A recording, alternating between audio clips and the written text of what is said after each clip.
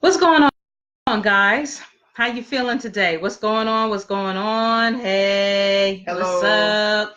So, welcome once again to Chit Chat 2 Show podcast, Monday, March 25th, 2019. Typically airing from 7-ish to 9 p.m.-ish. Eastern Standard Time. So if you are not in the Eastern time zone, please adjust your watch or clock accordingly. And hopefully you guys will join us. This is the last Monday that we will have Women's um, Women's History Month or National Women's History Month. Okay, so we hope that you guys tune in. Again, we've had some awesome women that we've talked about from all cultures, races, colors, shape, size, you name it, we have. Hey, Day Day, how you doing? Hey, what's up, Dave? Thanks for Thank you joining. for I joining. will answer your question offline later when I'm done with the podcast. So, and hope that your day went well. Keep your head up. Stay focused. And that Absolutely. goes for anybody else that joins us live, as well as anybody who listens to our replay, which will be shortly available. Thank you so much. I am here. Well, that's what's up. As long as you're here and That's you all you can above, do is be you there. breathing and you alive, everything falls into place. Because it could be worse. So Absolutely, it definitely people could are be in worse worse. off situations. Absolutely. So thank you for tuning in. And again, this is the Chit Chat 2 Show podcast where I am one of the co-hosts, Aisha. I'm also known as Jade, which most people that are not family, please call me Jade. Okay, unless I'm feeling you like that, just call me Jade. I'm not being funny. And the other co-host is Uno, of course, most people call me Uno, but there's people that call me Una. But I prefer to be called Uno. Thank right, you right, very right. much. So today we're going to speak about some awesome ladies. The first one we're going to be talking about is Lady Ademola. Lady Ademola. I'll let you know what's up with her. Also, Roicia Banks. We have next four great Asian women, which will be highlighted. And then also 10 powerful Black women who also will be highlighted. And I think that we both have some additional articles that we didn't put up. So, you can get that extra from us as well. Okay. If there's anybody side note before we start going on with this that you feel that is a mentor or you find very interesting, a woman, definitely put her name in our comment box right here. Have to put that right here, put it in our comment box so that we can just highlight that lady on our Chit Chat Chew Show page. So let's jump right into it. First lady we're going to talk about is Lady Ademola. So this Nigerian was the first African woman to earn a degree from Oxford University in the 1930s. How about that? She is the first African woman to earn a degree from Oxford University in 1930. Give a thumbs up for her, okay? Thumbs up for Thumbs her. up. Give her a heart. Hit those hearts and those thumbs. Put them up there. We love to see them. So let me get that out the way. So Lady Ademola, as she is properly called, was born May 21st, 1913 as Olori Kofulara Ni Moore to the Egba royal Yoruba family of Western Nigeria. Her father, Omumba Eric Olawulu Moore, was a prominent lawyer who married an African American returnee, Ada Arabella, a descendant of Sippo Vaughn, a former slave and artist who encouraged his children to return to Africa and be prominent people rather than toil in the lands that once enslaved their parents. Lady Adamla's birth into a rich home enabled her access to quality education and an upright upbringing. After spending her very early years in Nigeria, she was taken to live and school in the UK and USA, where her father believed she would attain the best of education that would make her a great woman in society one day, rather than marry into a rich home and become just a wife. Let me see what else. Okay, so Lady Ademola attended Vassar College in New York and later moved to Potway College in Reading, UK, and then St. Hugh's College in Oxford. By 1935, she had developed a keen interest in English, literature, and education. Her stellar educational performance earned her admission into Oxford University, where she later graduated with a degree in education and English by the time she was 22 years old. This milestone made her the very first African Black woman to earn a degree from Oxford University. I mean, this is so cool. I just kind of came across her, to be quite honest. I don't even know how I came across her, but I did, and I'm glad I did. She's a beautiful woman. These articles will be posted Yeah, up. she's a pretty lady. She is. So Lady Ademola is also celebrated for writing a short autobiography that boldly spelled out the challenges of blacks in a white world, using her life as an example.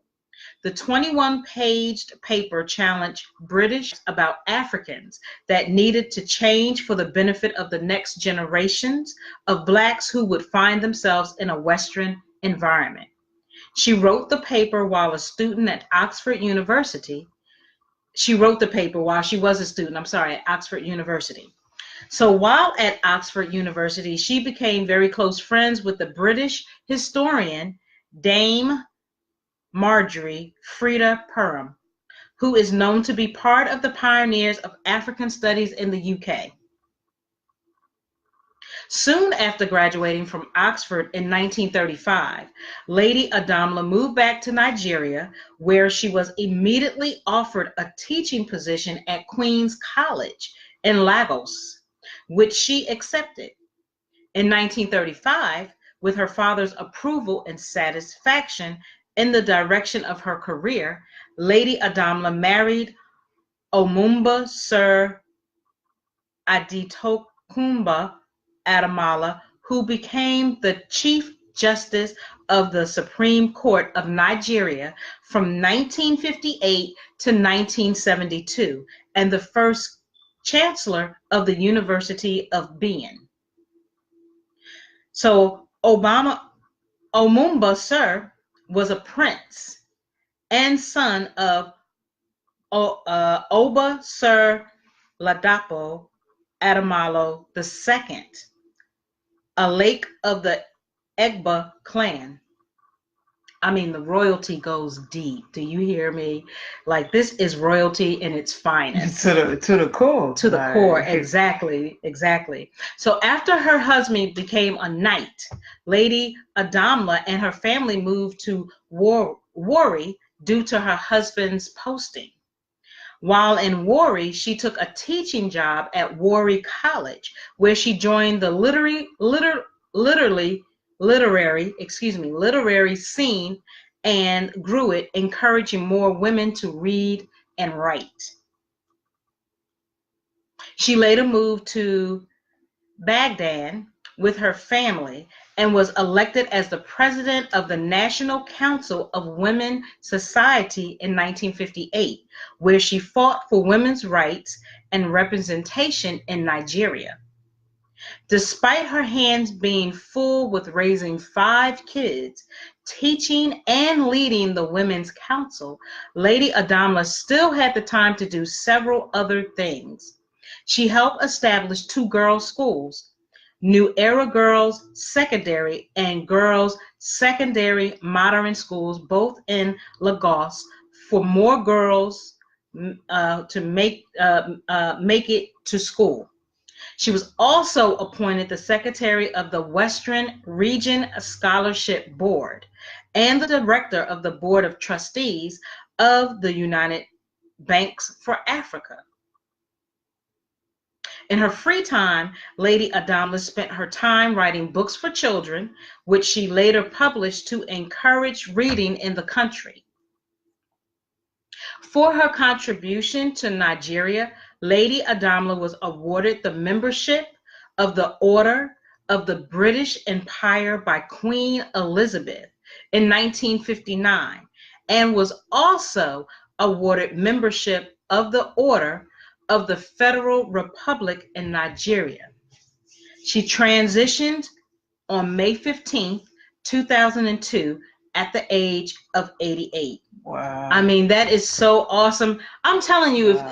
if none of these stories or none of these conversations or Don't topics inspire you? that I don't don't know. inspire you, I don't know what's wrong with you, because it doesn't matter if it was back in 1913, back in those days, 1800s, or even to the present. There's so many wonderful women that have done so many awesome things in their lives, whether they transition or they're still currently here with us. Right. And let me just stop quickly and say thank you, Brittany, for giving some love to us. We appreciate you. One quick side note with Brittany Withers, she too was a guest on our Chit Chat Chew Show podcast. She's all about cannabis and hemp.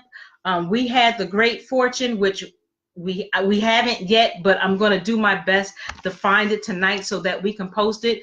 Me and Uno had the good fortune to be in a magazine that she is either the founder of, I'm going to say the founder of, and it's a cannabis like digital magazine where it talks about cannabis and hemp and how it does has so many beneficial benefits just across the board.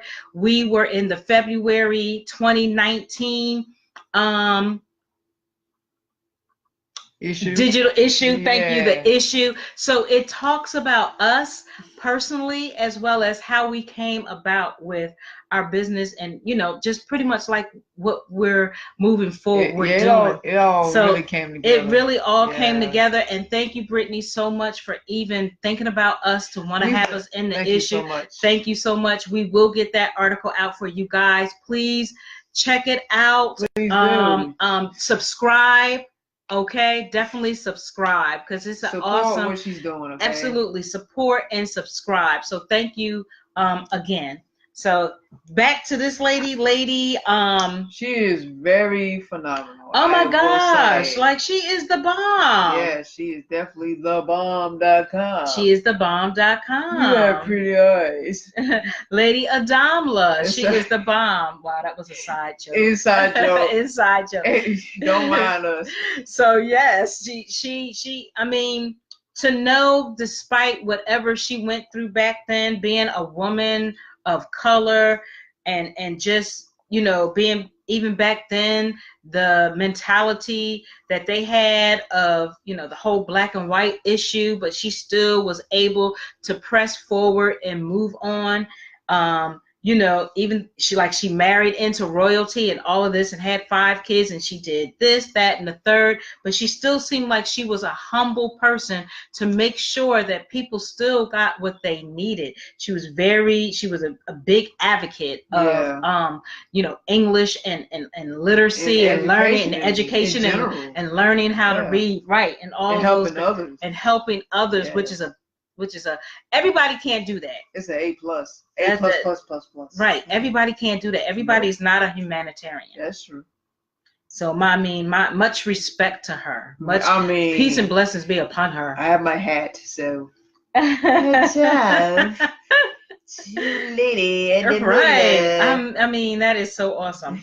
But yeah, that's really awesome. That really is awesome though. Like, wow, that's really phenomenal. Powerful. Powerful black woman. Love it. Love it. Love it. Love it. What it's about.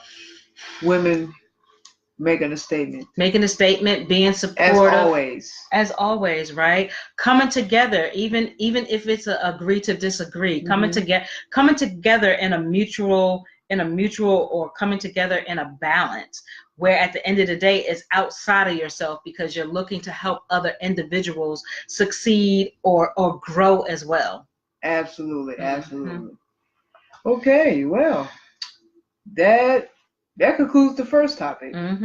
Now to the second one, which will be interesting because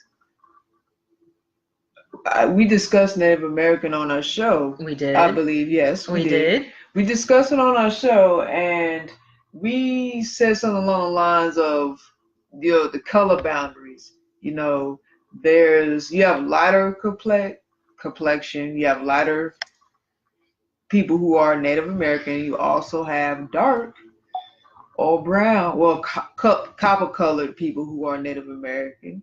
Well, not Native American, they're indigenous. I say indigenous Aboriginal, okay? And then you also have the pale skinned ones who are Native Americans, okay? And we said we wanted to discuss the other side. Now, I know a lot of times you see in the forefront, you always see the lighter skinned or pale complected Native Americans. Not that there's nothing wrong with that, highlighting those, but you can't talk about Indian tribes without talking about where it originated from, which is the indigenous Aborigines, which are people who are melanated. And that gets swept under the rug. And not only that, they're canceled out or not included in history or being involved on the reservations. So I said I wanted to talk about the original people, or at least highlight a woman who's of Black descent, and give honor to the Black tribes. Okay, just in general. Okay, so I wanted to talk about a woman named, she's a young lady actually, Roicia Banks. Okay, she's actually Black, Native American. I mean, of course, she takes on both sides. She takes on Native American and she takes on indigenous Aborigines. But you can definitely see the Negroid features, okay? You can definitely see it. But she pretty much was explaining, like, people thought she wasn't Native enough, okay, because of her Negroid features, okay? She's from Arizona, but she wanted to really not only highlight but just emphasize and educate people on, recognizing who she is as a Black woman, being a part of a tribe, because it's out there. Again, it don't get talked about. You don't hear it too much. I mean, of course, in families you do have members who are part of tribes who still keep their culture alive. I'm talking about the indigenous Aborigines. I'm not talking about Native American. I'm talking about melanated, okay? So this is I'm going to get to it. Okay. So Roicia went to graduate school in Texas, and when she was there, people said to her, "Natives still are alive. Natives, as in Native Americans." Laughing, she continued, "Are you kidding me? Yes, we're alive."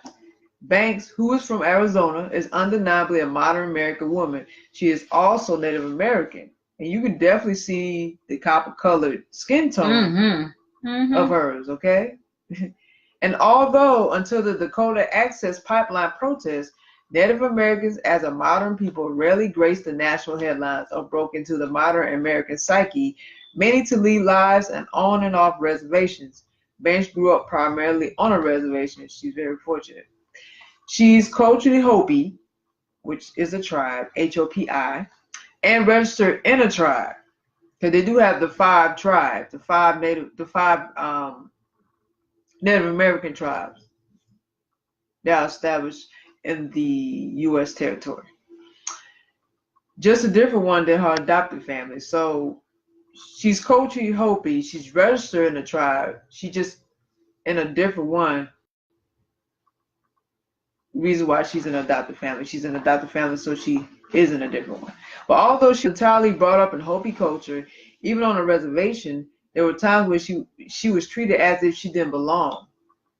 And see, this is stories that don't get spoken of. These unspoken stories of Black people who are not accepted on reservations, who are actually kicked out or pushed out of reservations, or not even acknowledged as a person from a tribe, which is really, really sad. She's racially mixed, Black and Native American, and on the reservation there was not a lot of diversity. In school, the kids would bully her. She said, taunt her, "Oh, you have sheep's hair." People would call her the N-word in and out of school. She said growing up was centered around proving that she was Native enough to belong to the culture that she belonged to. "I was always working twice as hard as the next person to be as good or better," said Banks.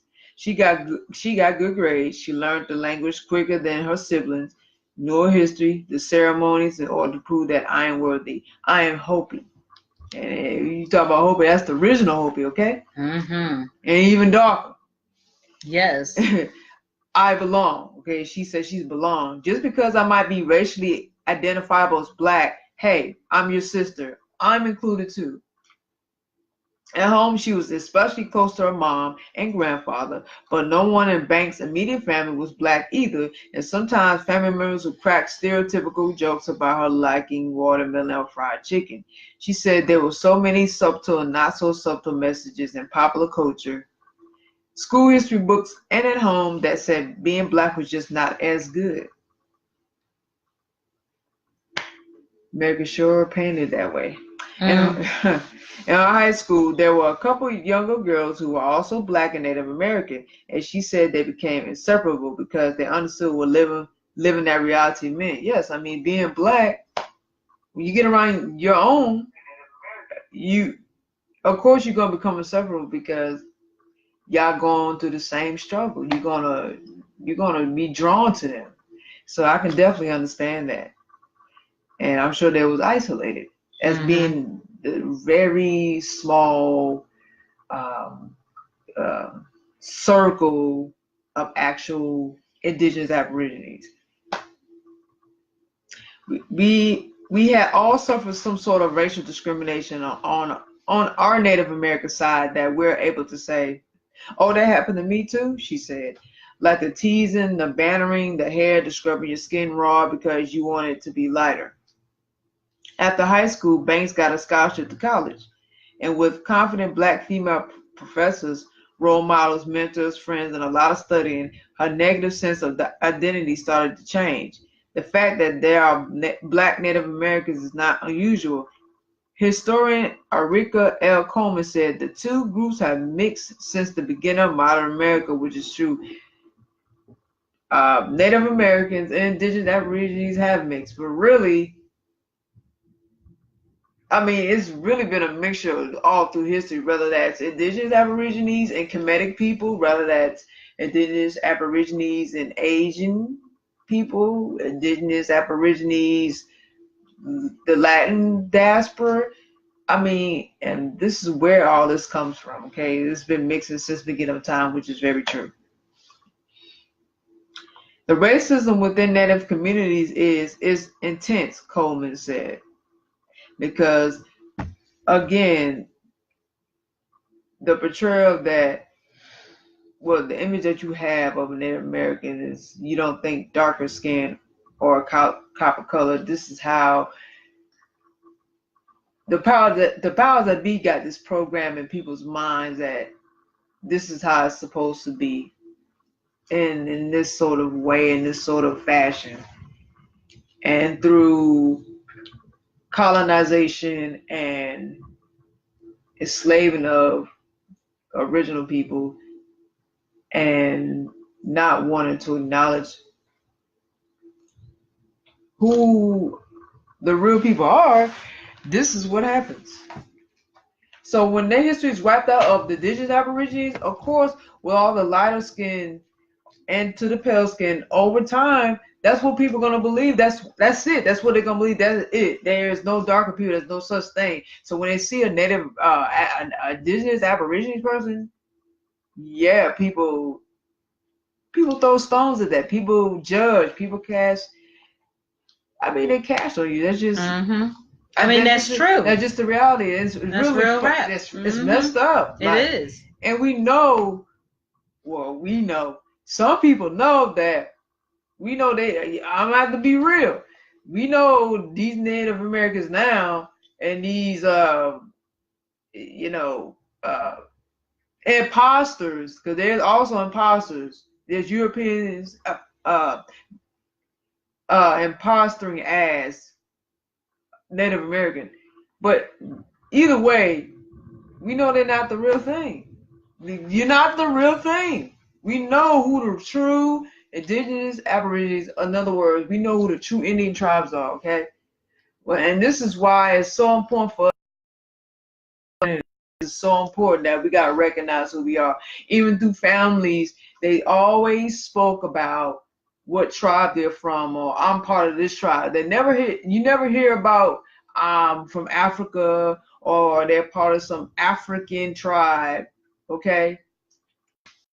I'm talking about if you hear it, or anyone older, you don't hear that. They always spoke of where they're from, whether that's Cherokee, Blackfoot, Yamasee, whatever the tribe is. That's what they hold on to. That's what they talk about, and that's where they come from. That's where we come from. Mm-hmm. I mean, that's true. You're right about that. Like you said, it's so important, and we've talked about that before, how important it is to know your history, not just go to ancestral.com, because unfortunately a lot of these, a lot of them are not accurate. If you just take the additional time out to really do your research, even if, I mean, it may cost you a little bit more, or I mean, it just depends, because that's an investment into your life and your history, and you'll have a clearer understanding of where you come from. Absolutely. And not just say, oh, I'm Blackfoot.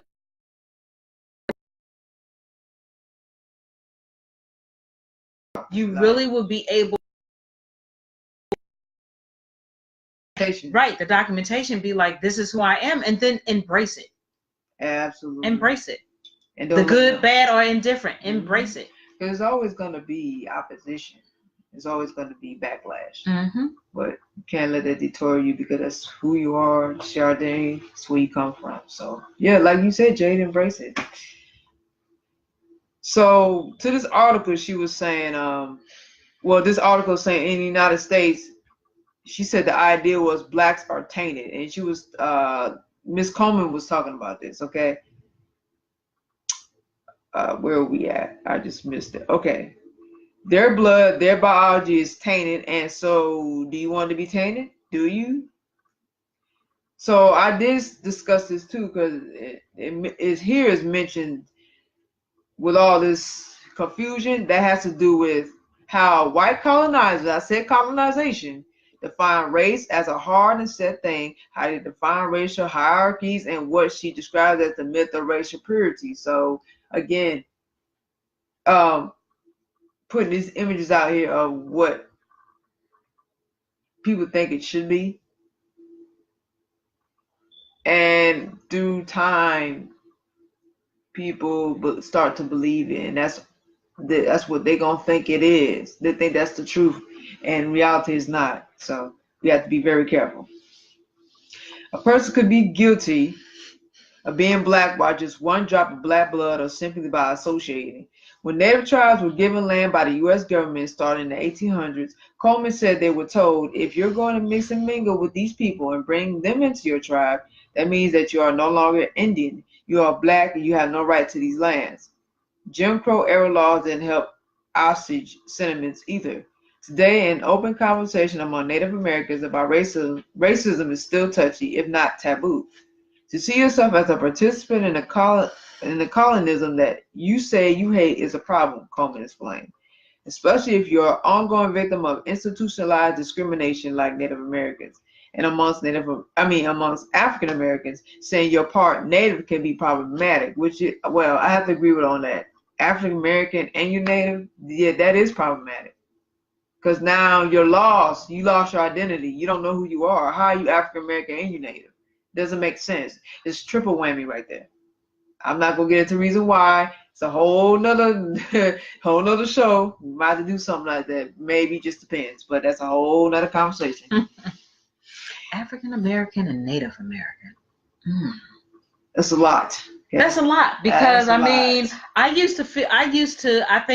was conditioned to believe that exists.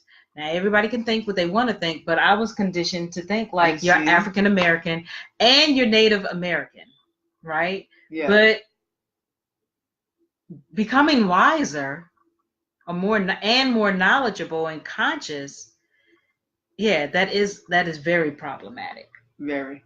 Yeah, you can't be both. Like, where are you? You need to find African American. Why does that still that just doesn't sit with me right?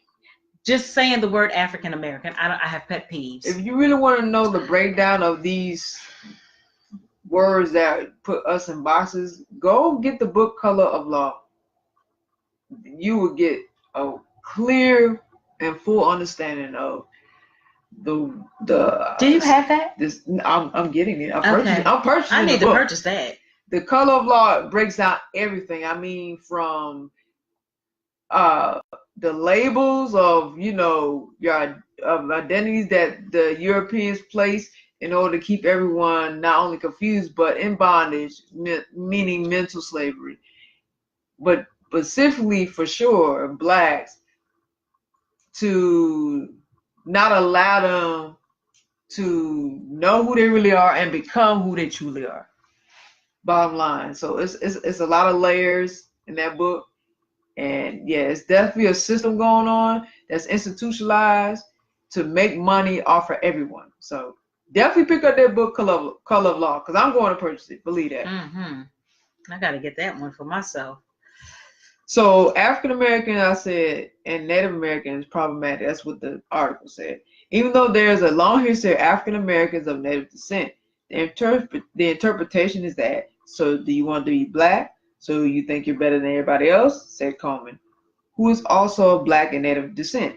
Banks has dealt with that too. Today, Banks has her bachelor's and master's degrees, not a common achievement for a kid from her hometown. At 27, she's a social worker, is involved with activism, and also mentors Native American women. All right, now you that get is it. So awesome. Yes. You get it. Get it.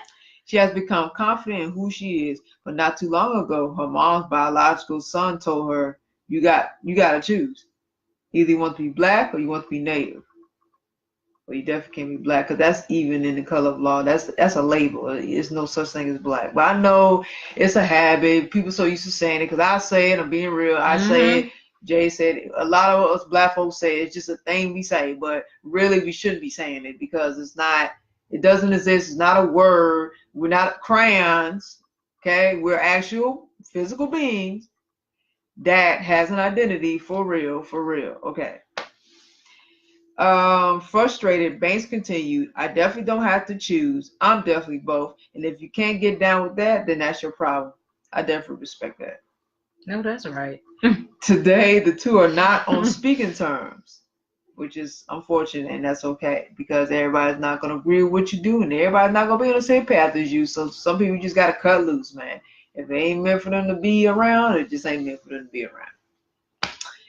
I have to work really hard to figure out who I am and embrace who I am, Banks said. In January, Banks was invited to speak at the Women's March in Phoenix as a representative of both African American and Native American women. She has actually always been interested in politics, and she's dreamed, even as a kid, of being president. All right now. Okay. You get it, girl. She better do that. All right. I'm young. I'm honoring your young butt today, okay? Mm-hmm. All right. And a Black Native American female president? That'd be dope. That'd be dope. Maybe one day in the not too distant future, this country will be ready. And this is coming from kjzz.org. Okay. And I want to tie in one more article with this because I've been mentioning this and Jay's mentioned it with me too last week about African Americans. They say African Americans are the true Native Americans, but you mean the true indigenous aborigines. But I mean, it's okay. It's whatever. But I wanted to actually read this article that's coming from actually Dane Calloway. He has a website. I'm just here to make you think. Okay, and that's it.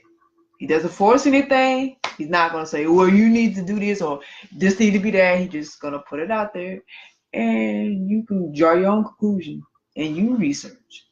That's how he approaches it. I think that's why a lot of people are drawn to him, not because he's trying to. He's not preach. forcing. He's not forcing. He's not preaching. He's just putting the information out there. It's like, do what you will. You go research on your own. Exactly. Right. So, okay, now see this woman here? She don't look white. She don't look light skinned. She clearly has, I mean, you can't really tell too much here, but she is brown skinned. In my phone, she's brown skinned. This is a brown skinned female. This is the real Native Americans. You want to talk about Native American. Us. They're just Aborigines. We're not African, okay? And that's a whole nother conversation, but okay. I will actually read this. What about those that may have some? Now, if you have the bloodline, that's one thing. If you have a bloodline that traces back to Africa, okay, then you can claim that. But for the most part, 90% of melanated people here, copper colored people, we're not African. So please, we need to get out of that. Okay, I understand Africa is a beautiful, great, powerful, awesome, I mean, wonderful country. Well, continent. It's not a country, continent. Okay, it has a rich history, rich culture, beautiful tribes, what have you. But their history is different from our history. And they don't associate with us. So that should tell you something. They don't say we're African. But that says a lot there. I mean, you haven't figured it out yet. They're trying to tell you, hey, you're something else. You're not us. Hell, we act different. If you know, Africans act different from Black Americans. We eat differently from them. We act differently from them. We do things different from them. Okay, just because we all melanated doesn't mean we're all the same. Is what I'm saying. So, gotta do more research, people. That's for a whole nother show too. Hopefully, we can do one day. Who knows? So, yeah, I want to read this article. I'm gonna read it because I think it's interesting. 98% of African Americans are in fact Native Indians and are owed millions. And well, that's a whole nother conversation. But yeah. The tens of millions of Black Americans, or rather Indians, who disappeared, quote unquote disappeared. We never disappeared, but they say that because of shipping to other countries, slavery, colonization, all kind of stuff. Oh, mixing, whatever. After 1942, did not all die in the Holocaust. Oh, and that too, the deaths. Not everybody died, okay? Inflicted within America. Hundreds of thousands were shipped to Europe and Africa as Indian slaves, I did say, to different countries. The whole slave trade story was given to all of us in reverse. So again, how can you be African? And I'm going to ask this again. This is right on time. It just tied in what I just said. So if the slave trade story wasn't the truth, not the full truth, and that was given to us in reverse, please tell me how we're African. And we was already here in America. So How do we jump from all them people in here over here and to another side of the map? How did that even? Okay. A mass colony of Africans were not shipped from Africa to America. Do you hear this part? Africans were not shipped from Africa to America. That is a myth. No, they were not. Okay? Africans are already in their continent already. Okay? The truth is, now there is truth that there was some indigenous aborigines who were shipped to Africa under slavery. Yes. It's deep. Let's see. The truth is that black Indians were shipped from America to Europe. See? The black Indians were shipped from America to Europe. Well, wow. So that means we was already here in America. They were then shipped from Spain to Africa. See, I just said the indigenous aborigines were shipped from here to Africa. Do you hear me not just say that? Okay. They were then shipped from Spain to Africa as commodity for African resources. And mind you, Africans put us in slavery too. We can talk about Europeans enslaved us all we want to, but we got also take accountability and don't forget that where it started from, we the ones that started slavery. Right. We put our own people in slavery. And no, don't come here with the indigenous servants. No, we did way more than indigenous servants. We was just as evil and abusive to our own people as much as Europeans, okay? And that's why we're suffering now. That's why we're suffering now. That's our karma. And there's a lot of other things we get karma for, but again, that's a whole other conversation. And it just kind of all kind of, you just kind of all see it why I make the statement, why a lot of times we can't get along with each other. I just feel like it's just coming down the line. It is. Yeah. We can't get along with each other. It's sad. It's really sad. Ooh, hold on now. Okay, I clicked something by accident. Oh, let me get back. Okay. All right. Okay, so these black Indians, all right, keep this in mind. Now mistaken as African Americans. So we wasn't African American. There's no such thing as African American. We're shipped back to America and classified as African slaves. So how are we African? If we're shipped back to America, because mind you, slavery is going on. Not all, and let's keep this in mind, not all indigenous aborigines were slaves. Were slaves, right. Some was, yes. But a lot wasn't. Okay, so let's keep that in mind. Now, the black Indians, they were shipped back to America. And then the Europeans helped to reclassify our ancestors as African slaves. So this is where all this back to Africa mess come from. This part of our history is what the school system failed to mention in history programs. So y'all know in history they never mentioned this in school. Every European nation that colonized North America, this is North America, utilized Indian slaves for construction. Our people here. Now I ain't talking about Africa. Here. I mean, think about it. Logic. Why waste money, waste bodies shipping Africans from the continent, knowing that it's going to be dangerous and hazardous to ship all millions of Africans to America when the European could just come here, colonize, and kill, enslave our people here and use us as commodities? Wouldn't that make more sense?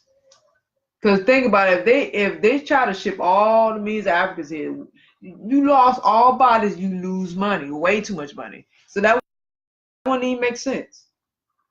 Okay.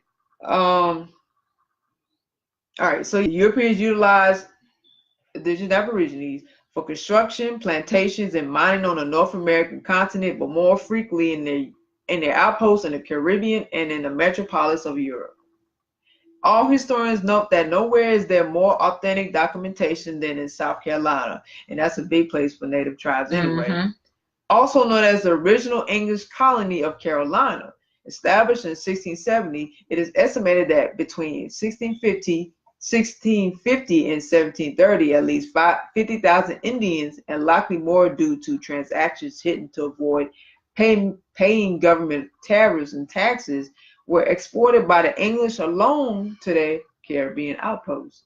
Between 1617 and 1717, far more Indians were exported than Africans. Do you hear this? I said the Africans wouldn't even here. They wouldn't ship over here. The Black Americans would ship back and forth. So there was more indigenous aborigines export than Africans. Okay, in southern coastal regions, entire tribes were exterminated. Like I said, there was Europeans who killed a lot of our people off through slavery compared to disease or war, and a law passed in 1704. Indian slaves were conscripted to fight in wars for the colony long before the American Revolution. Indians found themselves caught in between colonial strategies for power and economic control. The fur trade in the Northeast, the English plantation system in the South, and the Spanish mission system in Florida collided with major disruption to Indian communities. Indians displaced from the fur trade in the North migrated south, where plantation owners armed them to hunt for slaves living in the Spanish mission communities. The French, the English, and Spanish often capitalized on the slave trade in other ways. Of course, diplomatic favors, they negotiated the freedom of slaves, etc., etc. In another instance of Indian and colonial complicity in the slave trade, the British had established ties with the Chickasaw. I mean, that's a tribe too. I'm sure there's black people who's from the Chickasaw tribe as well, who were surrounded by enemies on all sides in Georgia, because there's a lot of Chickasaws in Georgia. They conducted extensive slave raids in the lower Mississippi Valley, where the French had a foothold, which they sold to the English as a way to reduce Indian populations and keep the French from arming them first. Ironically, the English also saw it as a more effective way to civilize them compared to the efforts of the French missionaries. Okay, that's not long. Okay. The Indian slave trade covered an area from as far west and south as New Mexico, then Spanish territory northward to the Great Lakes. Historians believe that all tribes in this vast swath of land were caught up in the slave trade in one way or another, either as captives or as traders. Slavery was part of the larger strategy to depopulate the land and make way for European settlers. As early as 1636, after the Pequot War, in which 300 Pequots were massacred, those who remained were sold into slavery and sent to Bermuda. Major slave ports include Boston, Salem, Mobile, and New Orleans. Oh, excuse me. Oh my. Oh my.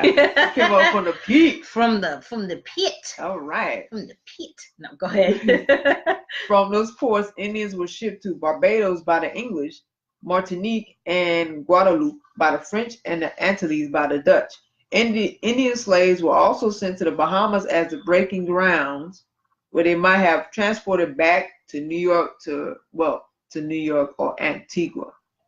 The historical record indicates a perception that Indians did not make good slaves when they weren't shipped far from their home territories. They too easily escaped and were given refuge by other Indians, if not in their own communities. They died in high numbers on the transatlantic journeys and succumbed easily to European diseases. By 1676, Barbados had banned Indian slavery, citing too bloody and dangerous an inclination to remain here. As the Indian slave trade gave way to the African slave trade by the late 1700s, by then over 300 years old, Native American women began to intermarry with imported Africans, producing mixed-race offspring whose native identities became obscured through time. And this is how you have your lighter-skinned Native Americans and your pale-complected, which are basically European mixed Native Americans. Okay? In a colonial project to eliminate the landscape of Indians, these mixed-race people simply became known as colored people through bureaucratic erasure in public records. I mean, you have your colored and trickles down to, some part of European descent. Mm-hmm. In some cases, such as Virginia, even when people were designated as Indians or birth or death certificates or other public records, their records were changed to reflect colored census. And that's another thing. That's in the color law. That word shouldn't even exist. It don't exist, but it's here because put you in a box. Census takers determining a person's race by their looks often recorded mixed race people as simply black, not Indian. Right. Huh. Cause you ever notice on Look at those that. papers? Look how dark these Indians are. Right. These are indigenous Aborigines. Absolutely. Look at these pictures. I mean, the more melanated. Yeah, I've seen her picture. Look at her. That is so beautiful. Yeah, this is the original. Yes. Women. So we talking about Women's History Month. Look. This is a elder from Chickasaw tribe, I believe. Look at that. Beautiful. Mm-hmm. Just beautiful. Beautiful. Beautiful. A sister. Which I've seen that picture out before. Right. Yeah. It's black and white, so you can't really tell, but you can definitely tell she's of darker tone. Mm-hmm. You can definitely tell. We got a brother here, I mean, it's kind of, you can definitely tell dark skin, right? Mm-hmm. And you got these brothers here. Look at that. Let's see if I can get it right there. See that? Okay, and try to get these up here. You see that? These are darker tone people. Well, darker to copper color people. Color. Mm-hmm. Okay, so we yeah. Okay. So I'm gonna read. Okay, these little couple parts, and that's a wrap. Then I'll give my commentary. Where are we at? Oh, the result is that today there's a population of people of Native American heritage and identity, particularly in the Northeast, who are not recognized by society at large, sharing similar circumstances with the freedom of the Cherokee and other 5 civilized tribes. And I said there is 5 tribes already established here, okay, by law. And then the fact that they're not recognized. I'm talking about darker skin. This goes into Roicia Banks not being recognized because of her skin tone. Mm-hmm. And not being native enough. Let's see. Okay, so the 5 civilized tribes documented on the Dawes Roll cards by the United States Dawes Roll Administration. Native American Indian tribes have been awarded nearly $1 billion in a historical settlement in early September 2015. 645 Native American tribes won settlement against the U.S. Department of Justice, totaling the amount of $940 million. The United States government was very fearful that more Native Indians, also known as colored, Negro, black, or blank, meaning no race mentioned of their birth certificates, would discover their true history. See that? And bloodline heritage. True history and bloodline heritage. And this is what it comes down to. Know who you are and embracing that. Mm-hmm. Absolutely. And not putting yourself in a box. No. And start calling yourself African American. Okay? And that they will be forced to grant them all reparations and land. Lastly, so the U.S. soundly declared a deadline of December 31st, 2014 for those people to make land claims and identity claims. Even though the deadline has passed, there are thousands of Native Indians still winning settlements through the U.S. Supreme Court and most commonly through the United States courts. So do not give up your fight, because where there's a will, there's a way. The end. And this has come from www.imjustheretomakeyouthink.com. Written and published by Dane Calloway. He gives a full breakdown on the history of Native American, Black, Indigenous Aborigines, all the mess that went on in between. A lot of, it's a huge timeline. So with Roicia Banks' situation, I'm glad she's out there being active, just far as being who she are and letting people know what's going on and really just helping others and being not afraid to embrace your Indigenous Aborigines identity and making it more visible. There's so much work that needs to be done. My hat's off to her, man, because Yes.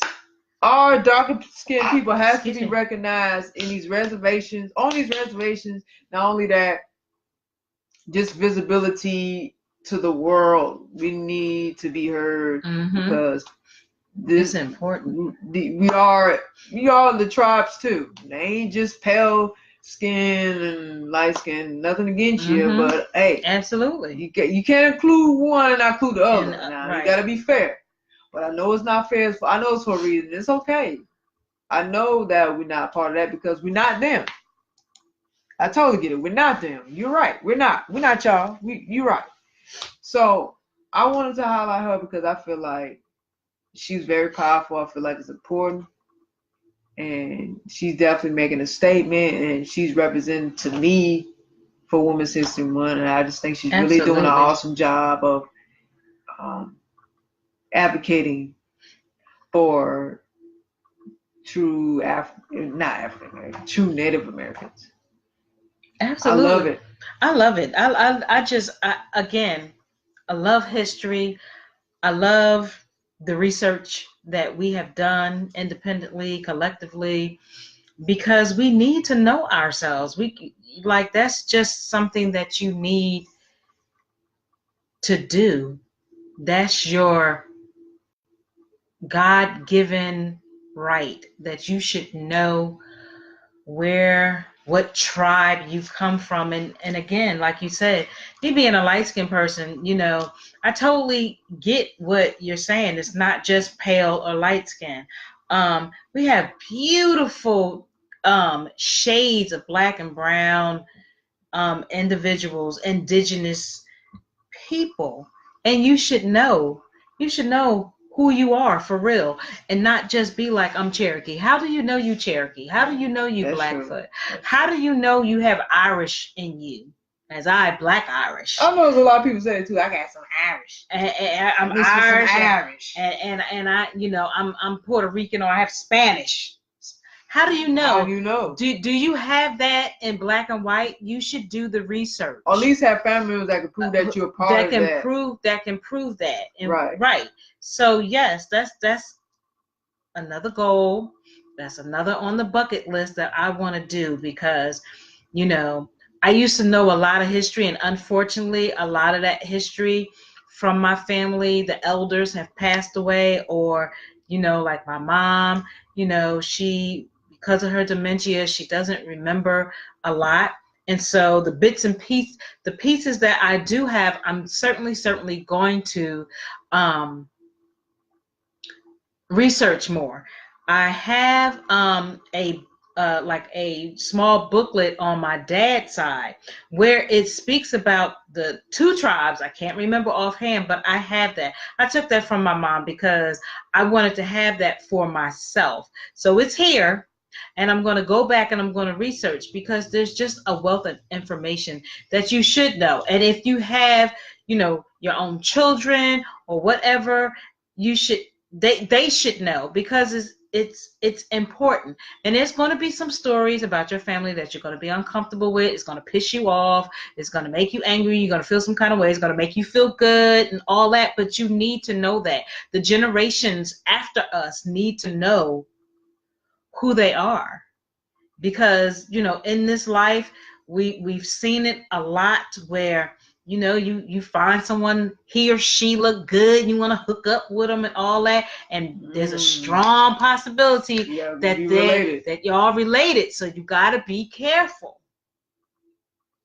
I mean, because once you fall in love, there's no taking it back. I mean, you find out y'all related, but then it's like, well, our feelings are still in this, so right. And there's family members now. That's a dilemma. That again, like you said, they know it, but they feelings and their heart is into it, and or it's going somewhere as soon as I said it. And or there's also family members that do know and they're related. Yeah. They're related, like they've got married, they've had children. It's in my family. They've gotten married and they've had a child or children. So you just Though these are things that you need to know. This is a part of your history. You say history, this is part of your history. Make this part of your history year round instead of 1 month. Yeah. Or, when the breeze blow, when the wind blow, you like, oh, let me think about this. No, make it part of your habit, your life. I agree. Absolutely. Absolutely. So that was real cool. That's another bomb.com. All peace and blessings be upon her as well, and this whole indigenous and all of that. Absolutely. Okay, let's welcome. We had another one that came in, Angel. Oh, thank you, Angel, aka Secret Bell. Thank you for coming in to our comment box to tune into our podcast. Thank you so much. We thank you. Thank you. So our next conversation, this the blazing over here. Oh Lord, there she go with the blazing thing. Okay. Our next women's history is 4 Asian American women who changed history. 4 Asian American women who changed history. This is coming from teenvogue.com. So it says the first woman of color in Congress was of Japanese descent. How cool is that? Really cool. So it's no secret, and let me say in advance, because some of these Japanese names I'm going to get real twisted up. Okay, so I'm gonna do my best. Japanese are the hardest ones. Are the hardest, like, yo. They be long. Like, what the? Yeah, so I may use some shortcuts just so y'all know, but it's gonna be posted up. You like, you ain't gonna get me, man. Have me sounding stupid. Well, you know what? No, I'm with you. Like, You ain't gonna get me. I'm gonna just keep it short. Well, I just like to keep it cute because I'm very transparent. If I mess up, I mess up. It's all good, okay? I can just picture you saying that. Right. I probably do say it in my head, like, you ain't gonna get me. So again, it's no secret that most social studies curricula in the United States are crammed full of narratives about white men. I can't count how many times I've heard about George Washington crossing the Delaware River. Yet every history class I've taken seems to come and go without any discussion of people who look like me. There's no mention of the Chinese laborers instrumental in constructing the transcontinental railroad. Little discussion of the more than 100,000 Japanese Americans wrongly placed in internment camps during World War II, and critically, no commemoration of the countless Asian Americans who changed the course of the U.S. history. Asian Americans, especially Asian American women, are often pigeonholed as meek or unassertive rather than depicted as leaders. The roots of these stereotypes lie in the erasure of Asian trailblazers in history. So the erasure of Asian women from history has a profoundly negative impact on Asian American women everywhere. It helps perpetuate the bamboo ceiling, a phenomena in which, despite often succeeding in the workforce, Asian women continue to be systematically shut out of leadership positions.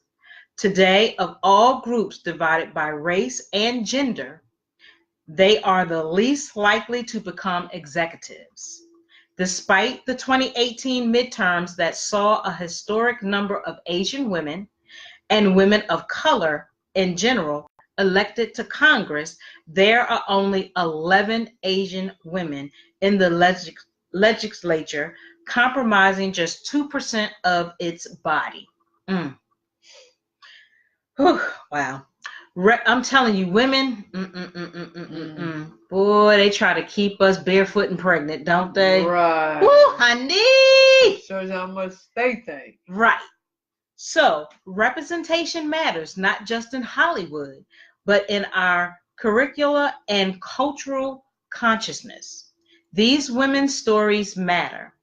In a country where the contributions of women of color are often pushed to the sidelines, there's no time like Women's History Month to celebrate the impact Asian American women have had on history and our lives. So I'm saying the first name, okay? You can read the first and full name when it's woo. But I'm gonna try. I'm telling y'all in advance. So her first name is Yuri Kochiyama, revolutionary civil rights activist. So during her childhood, Yuri Kochiyama was deeply impacted by her forced relocation to a Japanese internment camp, and later her friendships as an adult with Malcolm X, and helped define American activism in the 20th century. I want to say something after you finish reading that article about her. Dang. Kochiyama began her work in advocacy in her 30s by organizing school boycotts to demand desegregated education for inner city children in New York City's Harlem. She spent the rest of her life advocating for Black, Latino, Native American, and Asian American communities. In the 1980s, Kochiyama and her husband pushed for reparations to the Japanese American who had been incarcerated during World War II, and a formal apology from the government. The campaign succeeded and led to the Civil Liberties Act of 1988. Her verbal support of certain radically left figures like Chinese Communist revolutionary Mao Zedong made her a complex and sometimes controversial figure, especially post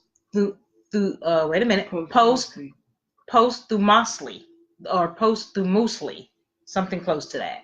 But Kochiyama's impact on history is undeniable. Go ahead. Oh, I was gonna wait till you finish the whole article. Oh, okay. Because I saw her somewhere else and remembered her. I was gonna say it. Okay. But I won't wait till you finish the article. Okay. So the next is, and again, her name is Curry Kochiyama. Okay. So next we have Patsy Mink. Patsy Mink, the first woman of color in Congress. I'm telling you, some bad women. Okay. So Patsy Mink, or let me say her, let me do my best. Patsy Takemoto Mink made waves when she was elected to the U.S. House of Representatives in 1964, representing Hawaii's 2nd Congressional District. Although she was born in the U.S., her family was from Japan. In the workforce, the odds were stacked against her.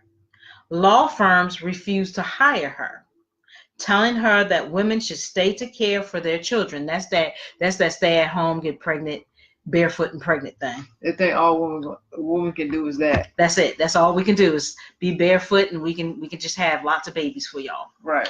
So after being elected, she was one of the only 8 women in Congress at that time. Once in office, Mink championed the fight against the inequality that she had faced. Most people in the U.S. have heard of Title IX, which I know that Roman numerals are. I want to say 11, Title 11. I believe that's what it is. Title 11, the landmark legislation that prohibits gender discrimination in education. But many do not realize that Mink was one of 2 principal authors and sponsors of the bill, and even penned its first draft. So to this day, Title 11's influence lives on, a vital tool in the fight against discrimination and sexual harassment in classrooms and in school sports. That was Patsy Takemoto Mink. We're just gonna go with that. Okay. Mink, make sure I'm not, okay. Also, it says Mink served in the House until her death in 2002, over 12 terms, and also helped to pass the Early Childhood Education Act and the Women's Educational Equality or Equity, the Women's Educational Equity Act. Okay, so that's Patsy Mink. Ooh, honey, what's this one? Okay, the next. That's a challenging name right there. Is Kalpana Chawla. Kalpana Chawla, the first Indian-born woman in space. Very interesting. Very. So after immigrating to the U.S. to attend graduate school, Kalpana Chawla joined the crew of the Space Shuttle Columbia Flight STS-87 in 1996 to become the first Indian-born woman to fly in space. In 2003, Chawla boarded Columbia again on the STS-107 mission. During its 15-day mission, the crew completed nearly 80 experiments studying Earth and space science. However, during its launch, a piece of insulation broke off the shuttle, causing it to disintegrate upon re-entry to the Earth's atmosphere. Chawla and the 6 other crew members were killed. Chawla's contribution to both science and the U.S. Space Shuttle program continue to resonate today. For her work and dedication to her field, Chawla received the Congressional Space Medal of Honor, the NASA Space Flight Medal, and the NASA Distinguished Service Medal. She better do that. Hey. She better do that. Part of her legacy is encouraging girls everywhere to take part in STEM, which I know that STEM is really becoming a very popular thing. STEM and coding, which is very interesting. The next is, Helen Zay. That was Helen Zaya. Zia? Helen Zia. Let's try Helen Zia. That's an easy name. Helen Zia. Influential lesbian journalist. Hey. Hey. LGBTQ in this thing. So, to be silent is a privilege, Helen Zia said in 2018.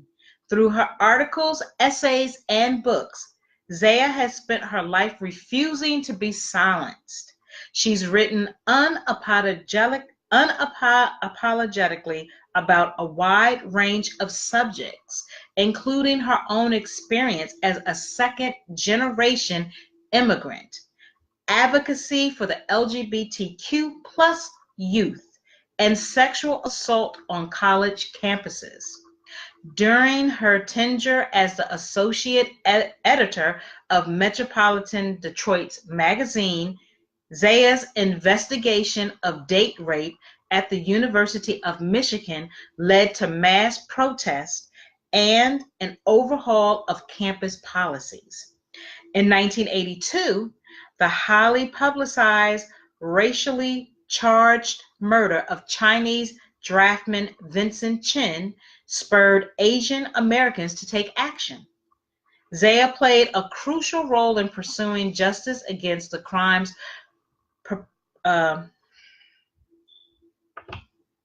wait a minute, I can't even get it out. Perpetrators. Perpetrators. Why could I not get that out? I'm telling you, I'm so tongue-tied. It's all good. It happens. Yes. Anywho, moving forward. At the time, Asian immigrants were not protected under federal civil rights laws, and originally, the 2 men indicted received no jail time. That is not a surprise. Not surprising. Through her journalism and by co-founding the organization American Citizens for Justice, short for AJC, American Citizens for Justice, Zaya galvanized the community. The group successfully pushed for a retrial that considered the crime as a civil rights case.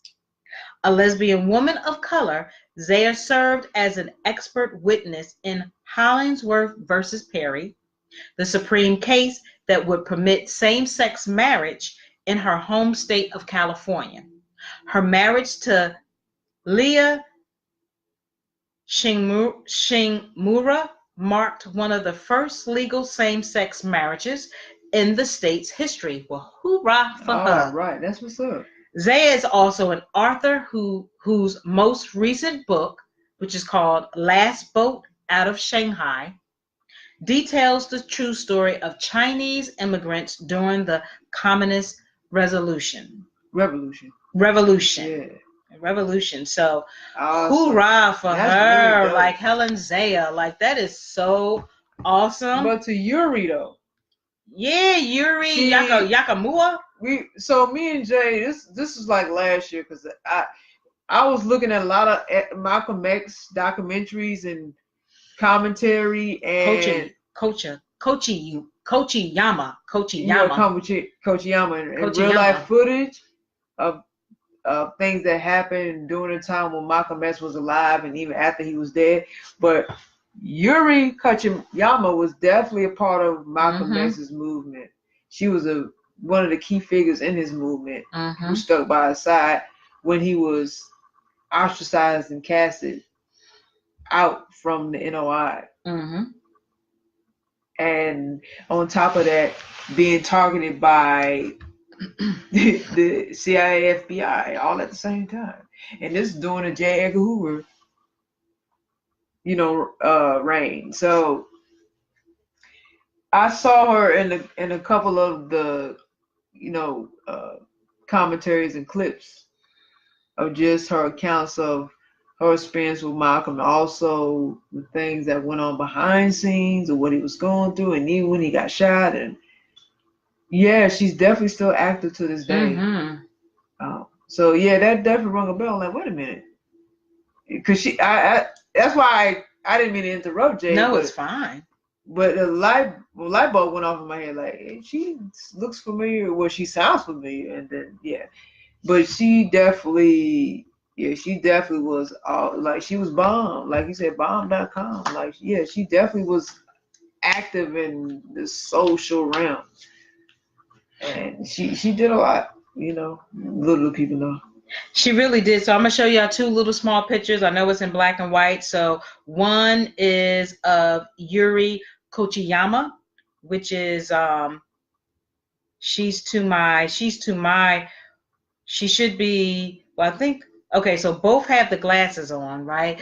But Yuri is the one who looks like she's squinting more. Yeah. Okay. That's Yuri Kochiyama. And then the other one is Patsy Mink, who was the revolutionary civil rights activist. So I just want to give you a heads up. I mean, you can really see it once the article. But these are the two ladies. If you can see them. I definitely see it. The one that's squinching more is Yuri, and the other one is Patsy on the other side with her eyes more open. So these were Japanese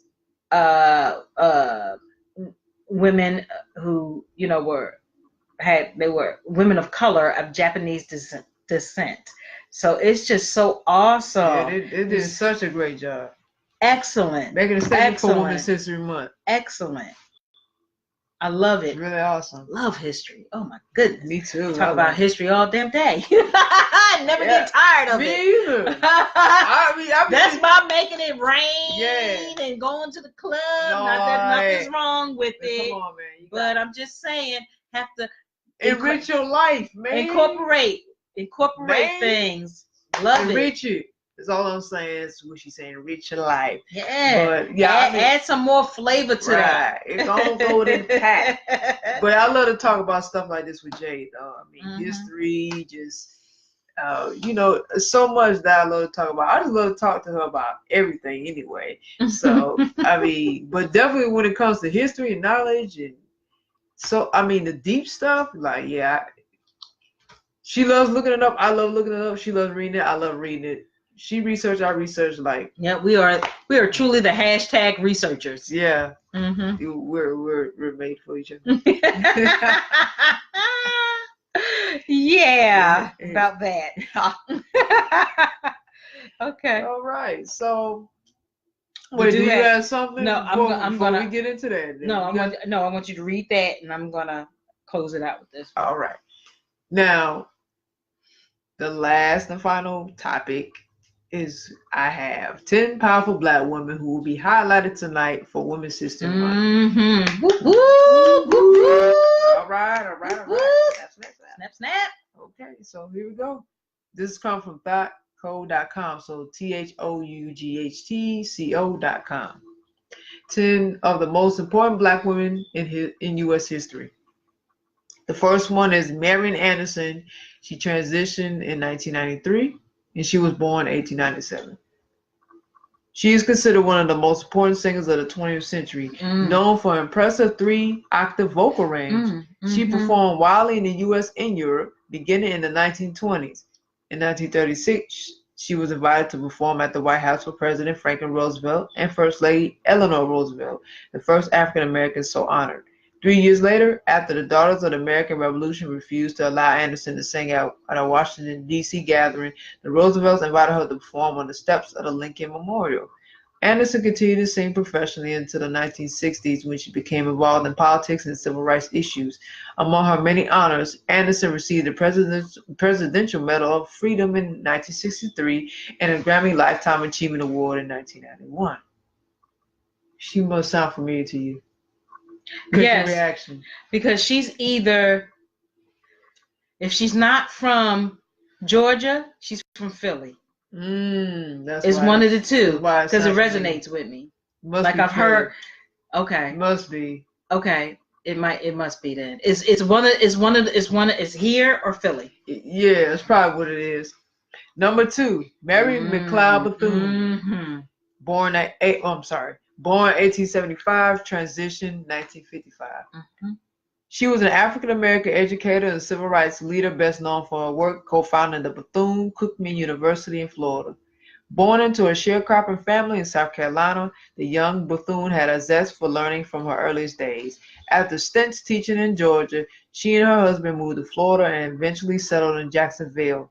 There, she founded the Daytona Normal and Industrial Institute in 1904 to provide an education for black girls. It emerged with the Cookman Institute for Men in 1923, and Bethune served as president until 1943. A passionate philanthropist, Bethune also led civil rights organizations and advised Presidents Calvin Coolidge, Herbert Hoover, and Franklin Roosevelt on African American issues. In addition, President Harry Truman invited her to attend the founding convention for the United Nations. She was the only African American delegate to attend. All right. Oh, yes. Oh, yes. Number 3, Shirley Chisholm. All right. Yes, to all these ladies. Yes, got to snap to it. Born 1924, transition 2005. She is best known for a 1972 bid to win the Democratic presidential nomination. She was the first black woman to make this attempt in a major political party. However, she had been active in state and national politics for more than a decade and had represented parts of Brooklyn and New York State Assembly from 1965 to 1968. She became the first black woman to serve in Congress in 1968. During her tenure, she co-founded the Congressional Black Caucus. Chisholm left Washington in 1983 and devoted the rest of her life to civil rights and women's issues. All right now. Althea Gibson. Yes. Born 1927, transitioned in 2003. She started playing tennis as a child in New York City, winning her first tennis tournament at age 15. She dominated the American Tennis Association circuit, reserved for black players, for more than a decade. In 1950, Gibson broke the tennis color barrier at Forest Hills Country Club, site of the U.S. Open. The following year, she became the first African American to play at Wimbledon in Great Britain. Gibson continued to excel at this sport, winning both amateur and professional titles through the early 1960s. All right now. Yes. Dorothy Height. Yes. Born 1912, transition 2010. She has been described as the godmother of the women's movement because of her work for gender equality. For 4 decades, she led the National Council of Negro Women, which is short for WCNW, and was a leading figure in the 1963 March on Washington. Height began her career as an educator in New York City, where her work caught the attention of Eleanor Roosevelt. Beginning in 1957, she led the NCNW and also advised the Young Women's Christian Association, short for YMCA. She received the Presidential Medal of Freedom in 1994. All right. That is awesome. Ooh, big Rosa one. Parks. Yes. All right. Yep. Born 1913, transition 2005. She became active in the Alabama Civil Rights Movement after marrying activist Raymond Parks in 1932. She joined the Montgomery, Alabama chapter of the National Association for the Advancement of Colored People, which is short for NAACP, in 1943, and was involved in much of the planning that went into the famous bus boycott that began in the following decade. Parks is best known for her December 1st, 1955 arrest for refusing to give up her bus seat to a white driver.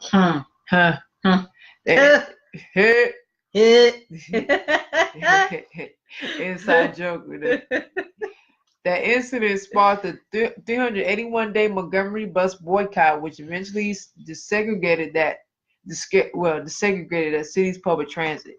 Parks and her family moved to Detroit in 1957, and she remained active in civil rights until her death. Number 7. Augusta Savage. All right. Yes. Born 1892, transition 1962. 1892 Wow. and transition 1962. Ooh. She displayed an artistic aptitude for her youngest days. Encouraged to develop her talent, she enrolled in New York City's Cooper Union to study art. She earned her first commission, a sculpture of civil rights leader W.E.B. Du Bois, from the New York Library System in 1921, and several other commissions followed. Despite meager resources, she continued working through the Great Depression, sculpturing several notable African Americans, including Frederick Douglass and W.C. Handy. Her best-known work, The Harp, was featured at the 1939 World's Fair in New York, but it was destroyed after the fair ended. Wow. So is the sculpture. Look at that. Let me zoom in here. See that? That's a beautiful that is piece. Beautiful. Beautiful piece. Wow. Hope y'all can see that. Yeah, trying to destroy people. Oh, somebody always trying to destroy something. They need to stop. Well, I mean, that's history though. Like, wow. Ooh, this is idiots, man. We got idiots out here. Oh yeah, this another one. This my woman here. This my powerful black strong woman. Yes. Harriet Tubman. Yes. Gotta hit hard on this one, cause this. It's some coon she would have shot today. Exactly. Okay. She was not one to play with. Right. If you went down, you out of here. That's it. Ain't no questions. Ain't no trying to figure you out of here. That's it. That's all need to be done. Yeah. Born 1822. Born into slavery in Maryland, she escaped to freedom in 1849. The year after she arrived in Philadelphia, Tubman returned to Maryland to free her family members. Over the next 12 years, she returned nearly 20 times, helping more than 300 enslaved African Americans escape bondage by ushering them along the Underground Railroad. The railroad was the nickname for the secret route that enslaved black people used to flee the South for free states in the North and to Canada. During the Civil War, Tubman worked as a nurse, a scout, and spy for Union forces. After the war, she worked to establish schools for freed men in South Carolina.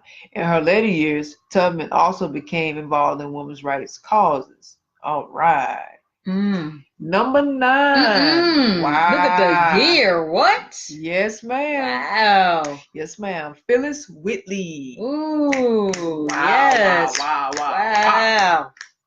Born 1753. Transition 1784. Wow. Born in Africa, she came to the U.S. at age 8, where she was sold into slavery. John Whitley The Boston man who owned her was impressed by Phyllis' intellect, interest, in learning, and he and his wife taught her to read and write. The Whitleys allowed Phyllis time to pursue her studies, which led her to develop an interest in poetry writing. A poem she published in 1767 earned her much acclaim. 6 years later, her first volume of poems was published in London, and she became known in both the U.S. and the United Kingdom.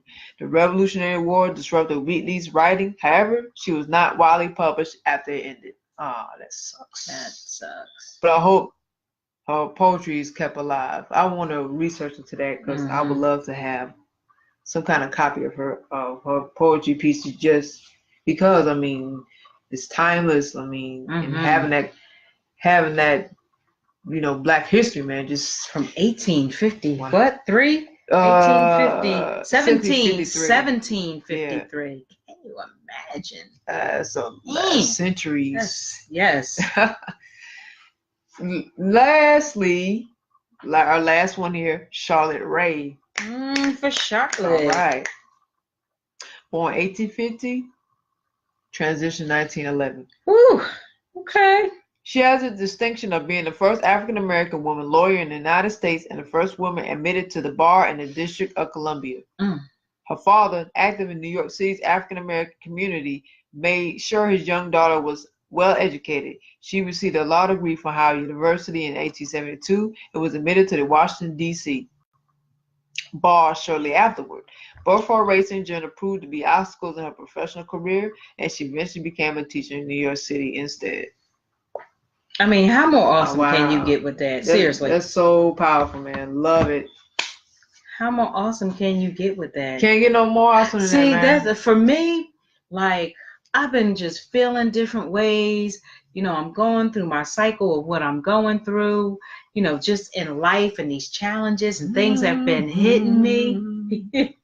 But I'm telling you, when we speak about these ladies, or just in general have in the past spoke about people who have come through some challenging times, it just gives me a reminder that it's not just me who have went through things in the past from 1753 to present to 2019. So it just gives me a reminder that whatever I'm going through, like I speak about on my other podcast, when I hit rock bottom, I go through my emotions, I get up, I dust myself off, and I have to keep going. If I don't do it for nobody else, I have to do it for me. Absolutely. Right? Because it starts with me. That's what I speak about. It starts with you, and you do have a choice to either sit in it for the rest of your life, wallow and sit and be miserable for the rest of your life, or you can you have a choice to do something about it. It's a choice.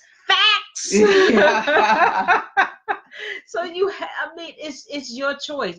We could speak about it all day long, but at the end of the day, it starts with you. So this is just a reminder, because I have been so challenged, that I was like, all the kind of thoughts that was going through my mind, like what to do, what if, why. Well, I have to stop questioning why, because I need to do something about that why. Change that why into a plan of action. Solution and action. Energy. Faith into action and solutions. Absolutely. And being consistent and discipline yourself. We have to do it. So, oh my gosh, that I needed that. I loved it, man. It keeps me inspired. I needed going. It keeps me going. Seriously, man. Like, that keeps me going. I made a decision today. I went public with it. I made a decision that, before I went public with it, I talked to Una, because we talk about everything, good, bad, and different. And I was just telling her, like, my time has come where I've been a facilitator with an organization for probably for quite a long time. I've been in Atlanta, it'll be 9 years in August. So most of them years I've been involved with this organization, and I'm at the point where I know that I have to know my worth. That's number one. I have to know my worth and my value. So with that, just before we came on, I was like, yo, like, no more facilitating. I've been there. I've enjoyed it. I've gotten things out of it. I'm sure that I probably have touched somebody, and that's not a brag. That's just what it is. Um, but it's time for me to move forward to pursue other avenues, and I'm okay with that. I feel relieved and I feel good about the decision that I made. I stepped down from something else. I stepped down from another position for my own personal reasons, and this it just is. It's just the way that it is just allowing me to take the steps that I need to take to get to where I need to get to have peace and calmness and be financially stable, because if you don't claim it and don't believe it, nobody else gonna do it for you. That's true. It's, you got to believe. You have to believe in yourself, Mm-hmm. whatever that look like for you. Yes. Whatever you want to do in life, you have to believe that you can do it, and Mm-hmm. then you're gonna have to put whatever your faith or spirituality is into action, and you're gonna have to just keep moving forward. And I say that for myself too. Yeah, it's like when you're going through things, you can't wallow in it. You can't take on so much pressure and so much uh, uh, frustration and just baggage. Like, Right. you gotta let this stuff go because it make you sick. It definitely does. You can't keep holding on to it. You gotta just, I hate to say it like this, you gotta just be nonchalant, because that's the only way you're gonna have peace about it. Like, because you can't control everything. A lot of things out of control, so you just have to be, you know what, it's just what it is, and try to be grounded as much as you can. Right. Don't let a lot of stuff bother you. I know it's hard because I know things bother people here. There's things that bother me, but it's just really no point in me of being consistent of letting things bother me. What's my 3 C's? Catch it, check it, and change it. Say it again. Catch it, check it, and change it.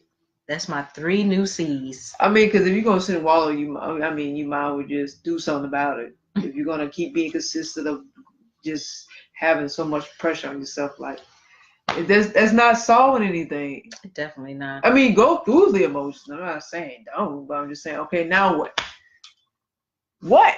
What's the solution? True. So yeah, my last month of facilitating will be the end of April, and I'm just excited about moving forward with stuff. I'm not putting it out there. I'm not going to talk about it. You're just going to see it. Because sometimes you don't need to talk about everything. You just need to do it. You just need to do it. Absolutely. So, but closing us out, this is one that wasn't a part of it, but I just happened to, while I was looking for other interesting articles. You want to run her yip about somebody else. Yeah, I want to run my yip. We have a little more time. So I want to run my yip, okay, about this woman who seems very phenomenal. Her name is Melanie L. Campbell. Melanie L. Campbell. All right, Melanie. She is the president and CEO of the National Coalition of Black Civic Party, of the National Coalition on Black Civic Party. Say it again. National Coalition on Black Civic Party. Melanie L. Campbell. So let's find out what's up with Melanie, Miss Melanie. Okay.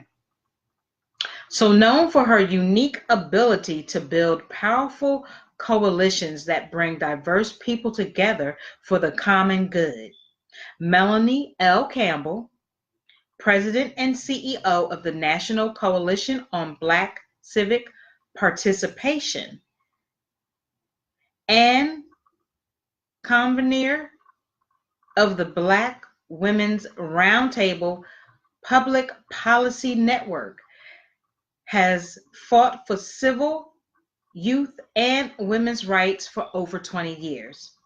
A veteran at leading, planning, and managing highly successful multi-million-dollar civic engagement, census, and issue-based campaigns.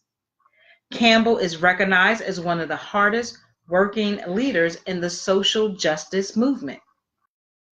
Her leadership played a pivotal role in the 20 election, where Black people turned out at a higher rate than whites, and Black women surpassed everyone for the first time in history.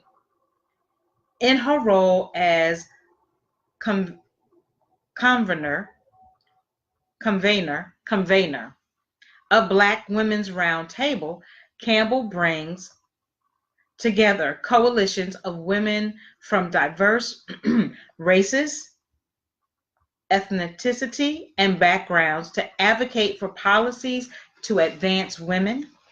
Most recently, she spearheaded BWR's effort to promote Black women's appointments to high-level positions in federal government. BWR was instrumental in encouraging the appointment of several African Americans to key positions in the Obama administration. A nationally recognized expert in civic engagement, election reform, and coalition building, successful projects enacted under her leadership include the Unity Voter Empowerment Campaign, Unity Diaspora Coalition Census 2010 campaign, and the Rebuild Hope Now coalition to assist survivors of Hurricane Katrina and Rita in rebuilding their lives in the Gulf Coast.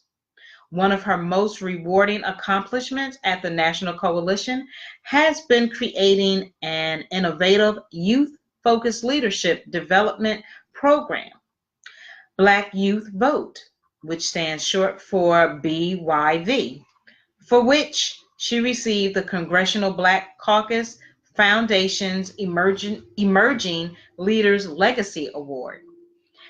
Campbell is a contributing writer in the 2008 National Urban League State of Black America, Election Reform, Protecting Our Vote from the Enemy Who Never Sleeps, 2006 Harvard University Journal on African Americans in Public Policy, A Nation Exposed, Rebuilding African American Communities, article on right of return means access to the ballot, access to neighborhoods, and access to economic opportunities. She also contributed to the publication's 2004 edition, Politics and Progress, a presidential platform for 2004. The former director of the Mayor's Office of Youth Services for the late Maynard Jackson in Atlanta, holds a BA in Business Administration and Finance from Clark Atlanta University.